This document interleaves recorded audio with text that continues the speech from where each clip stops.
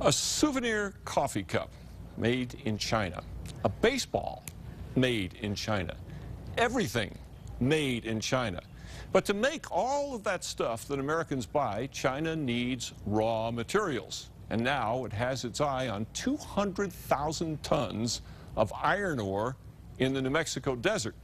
But News 13 has discovered the mining companies trying to get that stuff for them are in big trouble with the state and the feds.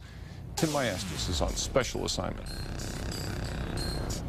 Thank you for everybody who's supporting me and signing my petition. Kaitlin Larson is on a mission, sounding the alarm about an old New Mexico mine near her home that suddenly and mysteriously came back to life. The 10-year-old is fighting two mining companies in search of iron ore in the desert hills south of Alamogordo. The state also has a problem. They're in trespass. They did not have our permission. The state says they were illegally mining. On June 15th, the state's Mining and Minerals Division notified one of the companies they were operating without a permit, ordering the company to stop mining operations immediately. There was rock being moved. There was equipment on site that was processing the rock. Then officials noticed another problem. In order to get the heavy equipment to the mine site, which is on private land, mine workers turned a narrow, rough road into a wide, graded road. The problem, that road cuts across both state and federal land. Well, they should have contacted the state land office and filed the appropriate paperwork and paid the appropriate fees. State Land Office investigator Michael Quintana says they didn't. This is a good place for us to measure. Quintana says the road is now twice its original width. Yeah, it's 20 feet. State Land Commissioner Ray Powell tells us he considers the violation egregious. That's Michael Quintana's boss. State trust lands, our job is to raise money for the schools, for the school kids, and they're essentially stealing money from the school kids when they don't pay their right-of-way. The Bureau of Land Management says it told the mining company it had to first get a permit before it could use the road. But the company didn't listen. Is there any chance they may have misunderstood your directions or...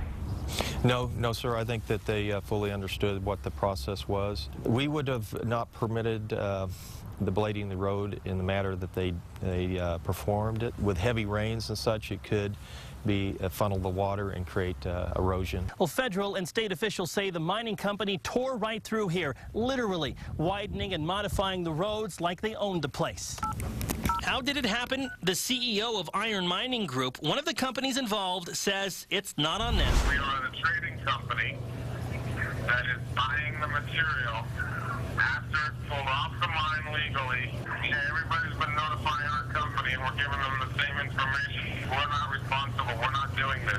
IMG CEO says the road work was the work of another company called Gulf Coast Mining. Well, the president of Gulf Coast tells us his company hasn't done anything wrong. According to Gulf Coast, the land may be state and federal property, but the roads are county property. And he says the company had the county's permission. Quintana says Gulf Coast is wrong. This isn't their first rodeo here, so I would suspect that they've had to deal with right-of-way issues before. He says the road belongs to the state and the feds, and the BLM agrees. So they should know. Especially after we informed them of what procedurally they needed to do to get a right-of-way, yes. State and federal officials have ordered the mine workers to stop using the road and to clear the heavy equipment until they go through the proper channels. Tim Maestas, KRQE News 13. Still no word on how much the mining company will be fined by the state land office or by the BLM. The state Mining and Minerals Division has already hit the company with a $6,000 fine, and they cannot get their mining permit until they pay that.